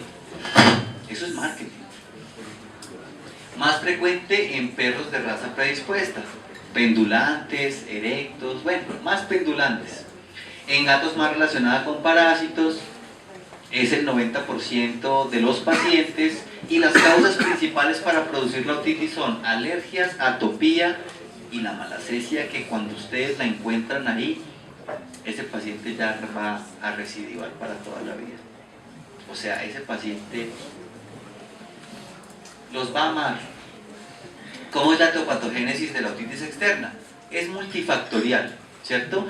Multifactorial con factores perpetuantes o factores predisponentes. Entonces el paciente puede tener una oreja péndula, un canal vertical estrecho, un estrechamiento natural del canal con acúmulo de cerumen, presencia de pelos, hipertricosis con humedad, acúmulo de humedad y obviamente un nicho para un sobrecrecimiento de hongos, levaduras, bacterias y abundante secreción glandular. Entonces se altera la homeostasis del canal auditivo y empieza la inflamación, hay hiperkeratosis epidérmica de los epitelios, se hiperplasian las glándulas sebáceas, empieza el aumento de la secreción sebácea, empieza el aumento de la descamación en el oído, se produce infección, se acumula todo ese cerumen y detritos y huele a queso ranch. ¿Listo? Y continúa el problema. Esa es la clasificación anterior, esta es la clasificación nueva. Estos dos dermatólogos, yo leo mucho este libro y lo repito y lo repito y lo repito, ¿cierto? Ya fallecieron, desafortunadamente, ya fallecieron, pero nos dejaron un legado espectacular. Y recordemos que la nueva edición de este libro de dermatología ya la escribe Miller, Campbell y Griffin, que obviamente son pupilos, fueron pupilos de Müller y Kirchhoff. Entonces, bueno, ¿qué habla la clasificación? Hay unos factores perpetuantes, hay unos factores predisponentes, ¿cierto? Esos factores perpetuantes y predisponentes me van a dar entrada a las causas secundarias. Ya sabemos que las causas secundarias, ¿cuáles son? Bacterias, levaduras, hongos, ¿cierto? Una reacción a un medicamento, el exceso de limpiezas que le puede dar entradas a las levaduras. Un exceso de limpieza traumático, ¿qué va a hacer? Me va a inflamar más el epitelio del oído. Entonces también hay que ser muy gentil al momento de saber limpiar el oído. ¿Bien? ¿Por qué dejé las causas primarias de últimas? Porque pasa lo mismo que en la piel, que el trastorno queratoseborreico. Son causas intrínsecas al paciente, propias de él, metabólicas. Es alérgico, es atópico, tiene autoinmunes, tiene inmunomedas, qué sé yo, es hipotiroideo. Entonces, claro, eso altera el metabolismo normal de la piel, se produce un trastorno queratoseborreico en la piel y empieza la etiopatogénesis en el oído. Entonces, eso le da entrada a una causa secundaria. Entonces, miren que es multifactorial, o sea, tiene muchos factores para que se empiece a producir. Entonces, acá está de lo que hemos estado hablando. Esos son los factores perpetuantes y predisponentes. Listo. Causas, esta debería ir acá de primeras, que son las alergias. 80% de los pacientes que nosotros tenemos de piel, créanme que son alérgicos o son atópicos. Lo que pasa es que nosotros no los vemos. ¿Por qué? Porque el dermograma de un paciente atópico se parece al dermograma de un paciente alérgico. Y nosotros a veces esperamos ver pacientes de libro. O sea, que llegue un bull terrier, ¿cierto? Con eritema de axilas, eritema de ingles, eritema de abdomen, que llegue con otitis, solo eritema, o sea, no está infectado, ¿cierto? Y que se rasque. Ese perro es de libro, ese perro es atópico. Pero muchas veces no llegan así. Muchas veces el perro llega solo con pododermatitis de una patica y con otitis, y ya. Y uno, ya, mejor dicho, eso es Demodex. Y le raspa y le raspa y le raspa. Y no es Demodex, ¿cierto? No, entonces eso es dermatofitos. Y le hace y le hace y le hace y no encuentra dermatofitos. Y el paciente es atópico. Lo que pasa es que yo espero ver el perro del libro. Yo tengo pacientes atópicos que solo tenían otitis en una oreja. Y el paciente era atópico. ¿Cómo llegué al diagnóstico? Con una dieta de exclusión. Con una terapia de exclusión, o sea, no solo dieta de exclusión. Diagnosticar un paciente alérgico, un paciente atópico, se demora, como mínimo 60 días. ¿Sí? Entonces, importante. Bueno, este fue un estudio que hizo la Universidad Javeriana de Colombia en el 2008, me pareció bastante interesante porque resulta que aquí tomaron 166 muestras, 166 muestras donde la mitad eran perros de oreja erecta y la otra mitad eran perros de oreja pendulante.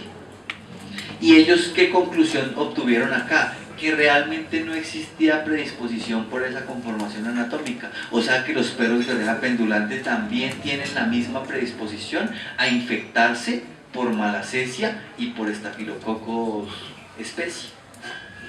¿Cuáles son las dos bacterias grampositivas más comunes de la piel y del oído? Las más comunes, porque claro, ahí se puede infectar hasta con E. coli. Pero ¿cuáles son las dos grampositivas más comunes? Es un estrepto y un estofilia. ¿Quién me dice? No, Dios mío, Aurea. Eso es súper resistente. Intermedios, ¿cierto? Estafilococos intermedios, Streptococcus pseudointermedios y Staphylococcus coagulasa positiva. ¿Listo? Esos son los dos más comunes de. ¿Listo? Esa es la conclusión del estudio. La otoscopía, ya hablamos de la otoscopía. ¿Para qué nos profundizamos acá? Hagan un buen examen otoscópico. Revisen bien el eritema de cada uno de los canales, del canal vertical y del canal horizontal. Entonces, ¿qué pasa? Aquí viene algo bien importante. Si yo sospecho que la causa de que mi paciente tenga una otitis externa solo por eritema, o sea, yo estoy seguro por frotis ótico y citología que mi paciente no tiene una otitis infecciosa por malacesia o por bacterias y que es atópica, entonces bueno, empezamos a tratar la atopía, ¿bien? Pero si nosotros no encontramos la causa de por qué hay otitis y sospechamos que hay una estenosis o que hay una ruptura timpánica y queremos hacer otoscopía, hay que sedar al paciente. Hay que sedar al paciente, porque dígame qué perro yo le digo, siéntese, le voy a hacer otoscopía, y se sienta, y te pone el oído. Ninguno, ¿cierto? Entonces hay que sedar al paciente, ¿listo? Se dijo y se tenía que decir. ¿Listo? Bueno, integridad del tímpano, por favor. Entonces miren, cuando yo observo un tímpano tengo que clasificar los 4 cuadrantes, porque cuando hay ruptura de tímpano o por algún tipo de problema metabólico o infeccioso, él lo hace por cuadrantes. Cuando es traumático, pues sí, claro, se rompe todo el tímpano, ¿no? Pero pues para que sea traumático, pues, no, qué barbaridad. Entonces, importante revisar cada uno de los cuadrantes. Estas son las partes del tímpano, de un tímpano normal, ¿bien? La citología. Acá hay doctores que ya llevan mucha experiencia. Y díganme, hace 20 años conseguir un microscopio, ¿cómo era de difícil, cierto? Era costoso, era complicado. Ahorita no. Ahorita comprar un microscopio son, hasta yo consigo microscopios por Mercado Libre a $400. Son monoculares, claro, obvio, son monoculares.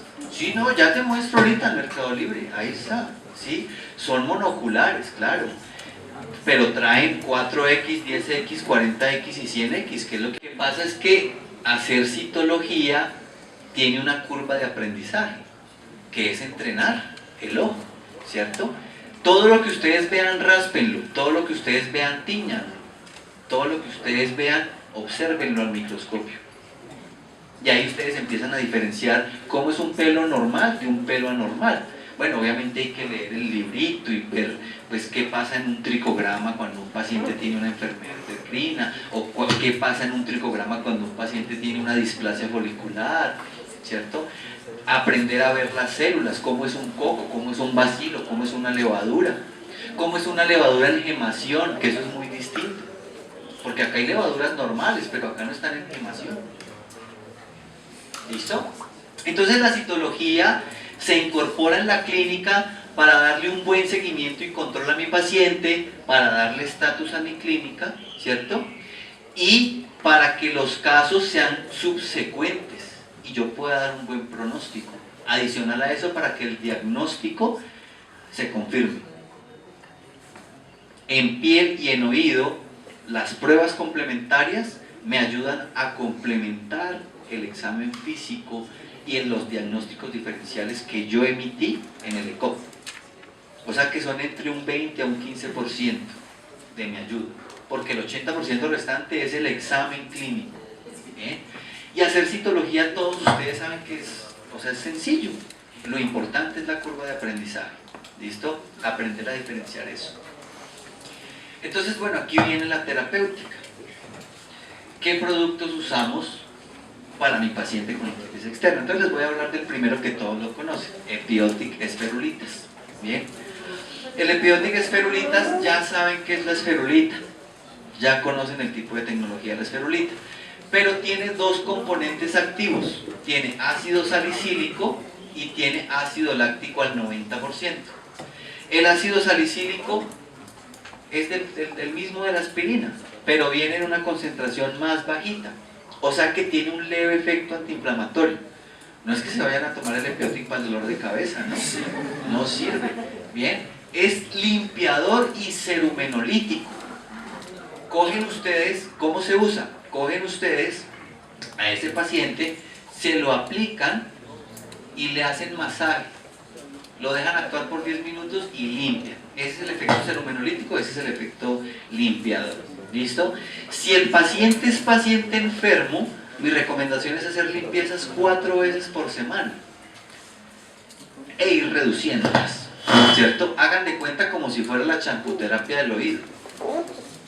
Hay pacientes que perfectamente, si no tienen infecciones secundarias y tienen otitis externa, yo lo saco solo con el Epiotic, siempre y cuando esté tratando la causa primaria de la piel.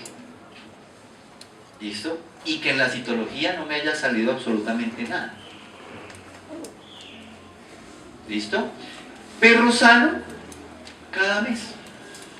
¿Para qué lo molestan? O sea, si el perro no tiene sobrecrecimiento, sobreproducción de cerumen, ¿para qué lo molesto? Por mala suerte, por limpiarlo y por hacer de más, le causa un trauma al epitelio, genero inflamación y ahí sí empiezo yo realmente una otitis iatrogénica. Entonces, pilas con eso. ¿Bien?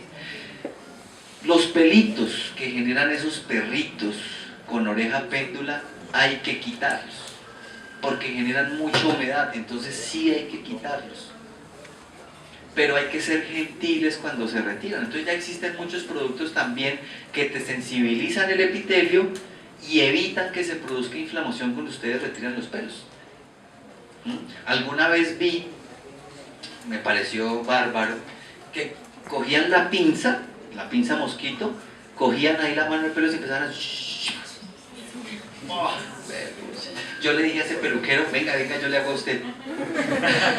No, ¿qué le pasa? Y yo, pero mire cómo le hace el perro, venga, yo le hago a usted. Entonces hay que ser gentiles cuando se retiran esos pelitos. Entonces, por ejemplo, se puede hacer tricotomía, o sea, se pueden cortar suavecito, si obviamente no pueden encontrar otra forma para retirarlos. ¿Listo? Allá en Colombia yo uso un polvito, yo creo que también lo venden, lo aplican, hacen como frotis para que obviamente penetre el folículo piloso y arranca. Y ya. Yo coloco después unas goticas de Epiotic ahí. ¿Por qué? Porque tiene ácido salicílico. Entonces me evita un poquito el eritema, el enrojecimiento que se produjo ahí por inflamación. ¿Listo? Ese es Epiotic. Cortamos. Funciona en oído. Ya saben cómo funciona la hidrocortisona aceponato. El natalene, ya lo conocen, ¿cierto? Entonces también ya saben que funciona muy bien para pacientes con otodectes y pacientes que tienen ya un estado agudo de otodectes y pueden empezar a generar sobrecrecimientos malacenciales. ¿Listo? Pero vuelvo y repito, o sea, si no funciona el natalene, pues obviamente hay que devolverse en el árbol de decisiones, porque pues, se le están metiendo una bomba. ¿Listo? Otitis que recidiva más de 3 a 4 veces en el año ya es crónica y es pato.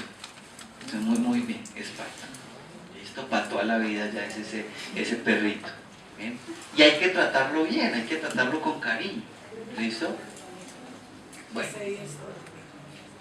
Súper. Entonces, Isotic ya los viene a acompañar a Ecuador Isotic. ¿Listo? Isotic es una fórmula mejorada para el oído, es también un triconjugado. Yo sé, a veces critican mucho los triconjugados, pero es que es complicado que la industria farmacéutica haga antibióticos y antifúngicos por separados, es muy complicado. Entonces, si no, tendríamos que usar medicina humana, o sea, farmacéutica humana, o si no, tendríamos que mandar a hacer siempre fórmulas magistrales, pero no las que uno hace en la casa, ¿no? O sea, tendríamos que mandar a hacerlas en serio. Entonces, no odien los triconjugados. Yo también a veces les tengo como rabia, pero ay, les cojo cariño. Bueno, entonces, ¿qué hace Isotic? ¿Cuál es la fórmula mejorada de Isotic? Ayudarle al paciente y ayudarle al propietario. Entonces, claro, hacer un tratamiento por 7 días, 2 veces en el día, con un espacio de 12 horas, y que vaya a control y el médico le diga tiene que usarlo otros 7 días, ¿qué suele ocurrir? Que ese propietario empieza el tratamiento juicioso el primer día. Entonces llega y le aplica Firulais en la mañana, luego llega del trabajo en la noche, lo saluda a Firulais, le aplica la segunda aplicación, el segundo día vuelve y hace lo mismo, el tercer día también, ya el cuarto día se cansa. Entonces manda a la novia también le ayuda porque está enamorada, entonces está total, le ayuda. Terminó con la novia, Firulais se quedó sin tratamiento. Pobrecito Firulais, ¿cierto? Esa es una historia de la vida real. Entonces, ¿qué pasa? Que necesitamos mejorar ese tipo de posología, ese tipo de terapéutica. Recuerden, ¿no? La terapéutica es un protocolo de tratamiento para poder ayudarle al paciente. Entonces, tiene un sistema de aplicación con bomba de precisión. Entonces, aquí este atomizador, cuando ustedes lo presionan, sale 1 ml. Entonces, chévere, porque ya me indica que el oído solo necesita 1 ml para el tratamiento. Porque con Natalene yo no sé cuánto sale. O sea, nosotros lo presionamos, no sabemos cuánto sale. Entonces muchas veces inundamos el oído del medicamento para hacer un efecto. No, con 1 ml es suficiente. ¿Listo? Mejora la posología. Miren, una sola dosis diaria, o sea, cada 24 horas, sea cual sea el tamaño del perro. Una sola presentación del producto. O sea que ustedes pueden recomendar solo un frasco para un tratamiento completo por 5 días. Propietario que no haga el tratamiento con Isotic es porque ya es muy perezoso. Pero es que es muy sencillo. Aparte de eso, esta cánula es una cánula flexible, no es traumática, y es una cánula que gira a 360 grados. No, es que Firulais es muy inquieto. No, pues no importa, hágalo como sea. Y aplíquele el spray. ¿Listo? Entonces le ayuda a uno mucho. Tiene un sistema exclusivo que se llama Airless. Ese sistema evita 2 cosas. Primero, que haya contaminación retrógrada. A mí siempre me preguntan con todos los productos óticos, venga, ¿y si yo meto eso en el oído no se contamina? Claro que se contamina. Hay que evitar esa contaminación. Entonces, por ejemplo, en el caso de Natalene, siempre que lo usen, limpien con alcohol. No pasa nada, ese alcohol no va a ir allá a inactivar las moléculas del Natalene, no. Limpien la canulita ahí por fuera y un poquito por dentro y ya. ¿Listo? Con Isotic, pues también limpien la cánula, obvio, porque pueden hacer con infección cruzada, pero no va a llegar aquí porque tiene el efecto Airless, entonces va a evitar que se contamine el producto. ¿Listo? Y otro efecto que tiene es que evita que se llene de aire, porque ese es el problema de los atomizadores. ¿Sí? El atomizador se llena de aire y yo no sé si salió producto o salió aire. Entonces ayuda. Bueno. Y el envase es ergonómico, es pequeñito, es así como este indicador de grande. Entonces, claro, el propietario lo puede cargar en el bolsillo. ¿Sí? Entonces, es ergonómico. Y aquí vienen 10 ml. O sea que un frasco le sirve para un tratamiento de 5 días, lo que yo les acabo de decir, ¿listo? ¿Cuál es la combinación de isodio? Entonces viene gentamicina en forma de sulfato, tiene miconazol en forma de nitrato, tiene hidrocortisona ceponato, o sea, mire, tiene un cortavanz ahí metido. Ya saben cómo actúa la hidrocortisona ceponato. Y recordemos, médicos, que nosotros tenemos kepocorticoide de baja acción. ¿De baja acción qué quiere decir? Que dura entre 2 horas a 4 horas. O sea que el acetato me va a durar 2 horas a 4 horas. ¿El aceponato qué hace? Aumenta la lipofilicidad del fármaco. O sea, quiere decir que esta hidrocortisona va a durar un poco más. Va a durar de 8 horas a 10 horas. Y adicional a eso, ¿qué hace también el aceponato? Evita que la hidrocortisona entre al cuerpo como un metabolito activo. O sea, solo deja que actúe ahí. Y cuando ya entra al cuerpo, o sea, cuando ya es absorbido por el hipodermis o el subcutáneo, que es donde están todos los vasos sanguíneos de la piel, entonces ya está como metabolito débil y no produce ningún tipo de activación adrenal. ¿Listo? Estos dos productos, la gentamicina es un aminoglicósido. Es un aminoglicósido que todavía sigue funcionando muy bien contra Staphylococcus coagulasa positivo y Streptococcus pseudointermedios.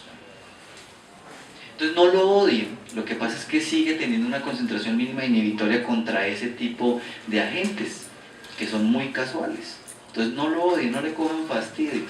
Adicional a eso, evitemos de pronto que, no sé, Merenguito Pérez me dijo que es que la gentamicina tópica es ototóxica. No es ototóxica, es ototóxica si yo la uso sistémica inyectada y si abuso. Pero ¿cuál es la dosis de la gentamicina sistémica? ¿Quién se sabe la dosis de la gentamicina sistémica? De 5 a 7 miligramos por kilo de peso cada 24 horas por 7 días máximo. Si ustedes cogen esa gentamicina sistémica, se la aplican a más de 7 miligramos kilo, por más de 7 días van a tener hasta efecto nefrotóxico. Y claro, ahí sí pueden producir efecto ototóxico y vestibulococlear. Pero mientras que ustedes lo usen tópico, no, eso no ocurre. Ahora, puede ocurrir. La aplicó y efectivamente le produjo el efecto ototóxico. Pues el tímpano estaba roto. Pues ¿qué esperan? O sea, tampoco, ¿sí? O sea, los perros son resistentes, pero tampoco son Goku o descendencia de Dragon Ball. El miconazol es un antifúngico, es un azólico, igual que el ketoconazol, igual que el itraconazol, igual que el enilconazol. Lo que pasa es que todas esas moléculas, recuerden que son ya sintéticas, cogen la primaria, la principal, y empiezan a extraerle isómeros y obviamente las prueban para eso. ¿Listo? ¿Qué más se le ha encontrado a estos antibióticos? Bueno, a este antibiótico y a este antifúngico. Que al tener sulfato y al tener nitrato, son hidrosolubles, o sea que solo actúan sobre la capa, no se absorben. Pero cuando se absorben, porque sí tiene que haber una farmacodinamia, les mentiría si les dijera que no, se absorben como metabolitos débiles. Entonces para eso también sirve el sulfato y sirve el nitrato. Y adicional a eso tienen efecto de persistencia. ¿Qué quiere decir eso? Eso es lo que se viene nuevo, o sea, las largas acciones. Resulta que cuando la industria farmacéutica trata de buscar estos medicamentos que no son nuevos, porque el miconazol es como del 2008 y la gentamicina es como del 1900, como 70, es vieja, los aminoglicósidos son viejos. Entonces, ¿qué pasa? Ellos hacen pruebas de sensibilidad y resistencia para saber a qué concentración mínima inhibitoria van a actuar contra estreptococos y contra estafilococos y contra cándida, contra malacesia, ¿sí? Entonces, claro, en las pruebas que hicieron para ellos dos, a esas concentraciones que están allá, se dieron cuenta que tenía una persistencia un poquito más larga después de los 5 días. Pero somos clínicos. Yo no les estoy diciendo que aplicaron el Isotic y ya curaron una otitis por malacesia crónica. No, si ustedes cogieron un perro que llegó con malacesia crónica, que aparte de que tiene malacesia en el oído, tiene malacesia en la piel, que ustedes le hicieron frotis y encontraron hasta 6 cruces de malacesia, o sea, eso estaba inundado de malacesia por todo lado. Yo creo que le dio malacesia hasta el microscopio. Es un paciente que debe ir con terapia tópica y debe ir con terapia sistémica, y sistémica larga, y champuterapia. Champuterapia con, por ejemplo, enilconazol más clorhexidina al 2%. Pero los azólicos en piel son altamente resecantes, entonces deben finalizar el baño con un hidratante. ¿Listo? Entonces eso es Isotic, colegas, no lo olviden, va a llegar, después INVAP les contará cuándo llega, pero llega. ¿Listo? Muchas gracias, colegas.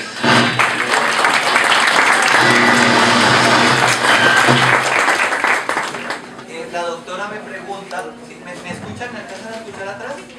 La doctora me pregunta que, por ejemplo, esos pacientes con otitis crónica supurativa, entonces vuelvo y repito, revisen el tímpano, porque esa puede ser una causa.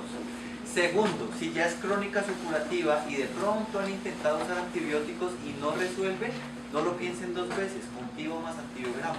Yo he tenido pacientes con pseudomonas o he tenido pacientes con Staphylococcus aureus que son súper complicados, son pacientes crónicos.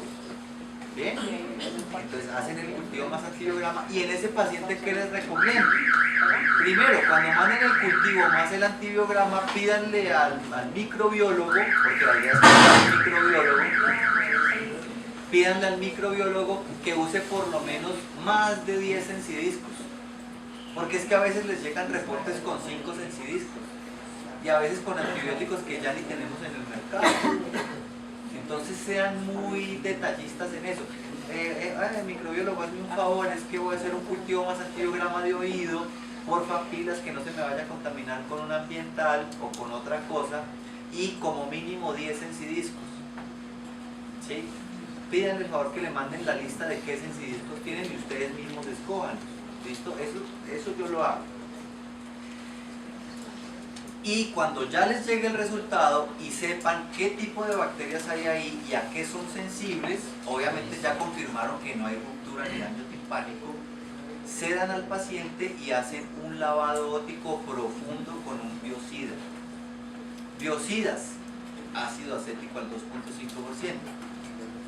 N-acetilcisteína, plata coloidal. ¿Qué es el biocida? Ustedes sabían que las bacterias generan algo que se llama el biofilm, que es un mecanismo de resistencia o es un mecanismo de defensa de cualquier alergeno procariótico a los antibióticos. Entonces no lo producen solo las bacterias, lo producen también las levaduras, los hongos, y también les funciona muy bien para piel. Entonces cuando ustedes tengan esos pacientes multiresistentes que no son resistentes porque tienen meticilinoresistencias, hagan la prueba con un biocida y ahí sí apliquen el antibiótico. ¿Hay una dosis para la N-acetilcisteína? Entonces, sí, no sé bien cómo va esa dosis, pero yo lo hago así. Yo cojo el sobrecito de 20 gramos, el de Fluimucil, y lo mezclo en 50 a 100 ml de agua tibia. Y la uso. Pero ¿qué es lo importante? Hacer buena presión, o sea, hacer bien el lavado ótico profundo, hacer bien el flush, ¿cierto? Sacar todo lo que hay al fondo del oído. Entonces tiene que ir sedado. ¿Listo? Más preguntas. Ese dato pagó la charla. Claro que sí. ¿A qué temperatura se debería hacer el lavado óptico? El agua. Yo lo hago a la temperatura corporal yo lo hago a 25. Yo lo hago a 25. Y yo uso agua destilada. O sea, no uso agua de la llave, uso agua destilada. Que si puedo usar cloruro de sodio, pueden usar cloruro de sodio. Es una solución isotónica que no va a producir ningún tipo de problema. Y para secar, ¿qué aconseja? ¿Ningún gasa o ninguna de esas? No, para secar, no, está bien. Puedes usar gasa, porque el algodón, ten cuidado, el algodón suelta motas y se pueden quedar adentro. ¿Listo? Gasa está bien, ¿listo? Pero hay que ser delicado, ¿no? Con el epitelio. Pero lo importante es cumplir el efecto biocida. ¿Cada cuánto deben hacer el lavado con el biocida?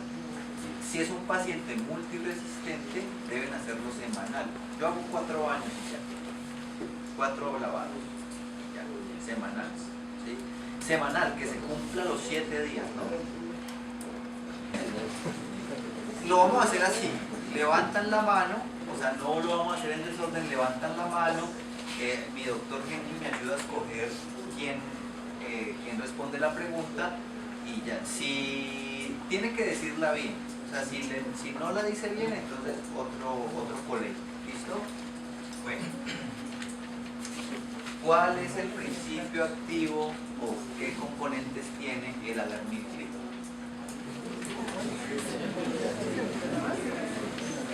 Ceramidas, ácido graso, monómeros de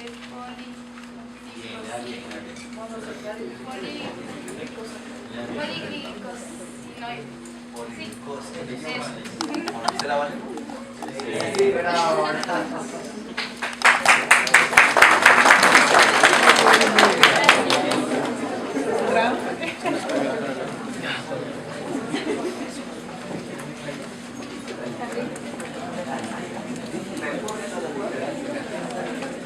Listo. Esa es fácil porque es reciente. ¿Cuáles son las sales que tiene la gentamicina y el miconazol de isótico? Muy bien, sin facilidad.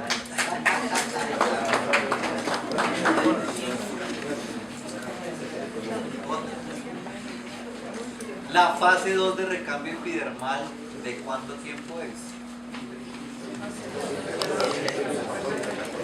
14, 7 días.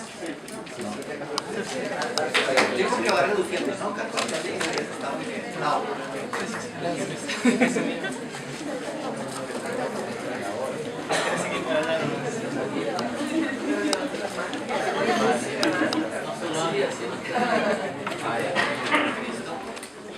¿Cuánto pesa la proteína del alimento hidrolizado? 125. 125. 160, sí. Pero ¿quién le va a hacer más?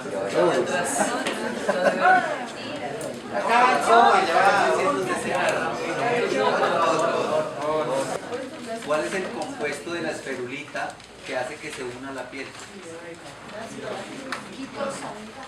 ¡Ay, bravo!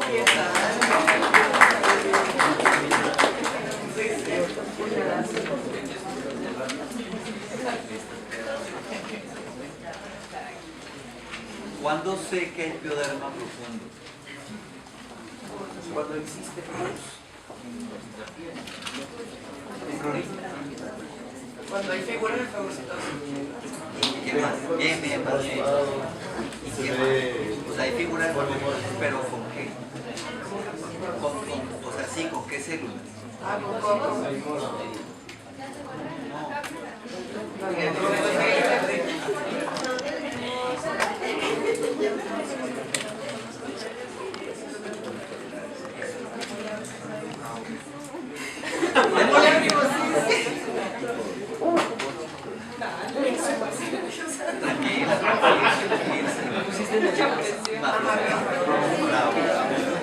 ¿Listo? Esa es buena. El hecho de piodermia tengo que confirmarla en el microscopio por citología. Entonces, si yo por ejemplo en una placa veo algunos cocos aislados con algunos polimorfos aislados, eso es pioderma de superficie. Eso sale perfectamente con una clorhexidina al 2-3%, o sea, exadensita. ¿cierto? Pero si yo ya veo en una placa, entonces cogí la pústula o la roncha y la reventé y la impronté, la veo al microscopio, yo ya veo cocos con polimorfos nucleares en fagocitosis, eso es pioderma superficial. Pero tengo que ver varios, ¿no? O sea, no es solo ver uno y ¡ay, gané! No, tengo que ver varios. No, en serio, cuando uno encuentra un diagnóstico se emociona, ¿cierto? Es ver varios en una placa, ¿listo?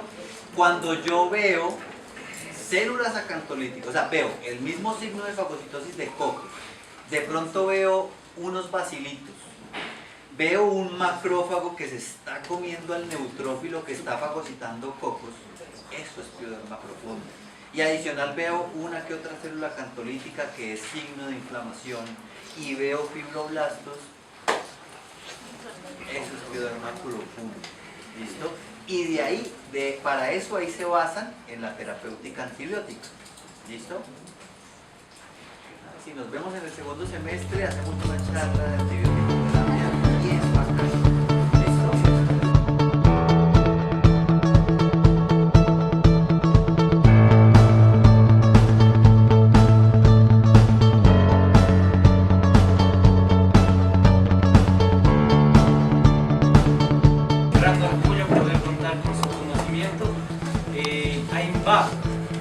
Y a BIRBAC les gusta su compromiso que tienen con su profesión para poder dar una mejor solución a los problemas que tienen nuestras mascotas y poder ayudar a sus familias a solucionar, ¿verdad? Entonces, muchas gracias a ustedes por estar presentes aquí. BIRBAC e INVAP van a estar en procesos de educación continua. Tenemos la certeza de que vamos de aquí al siguiente semestre a contar con su presencia también. Muchas gracias a todos ustedes. Ha sido una noche, creo que favorable. Hemos podido aprender de parte y parte y solamente pedirles un aplauso para ustedes.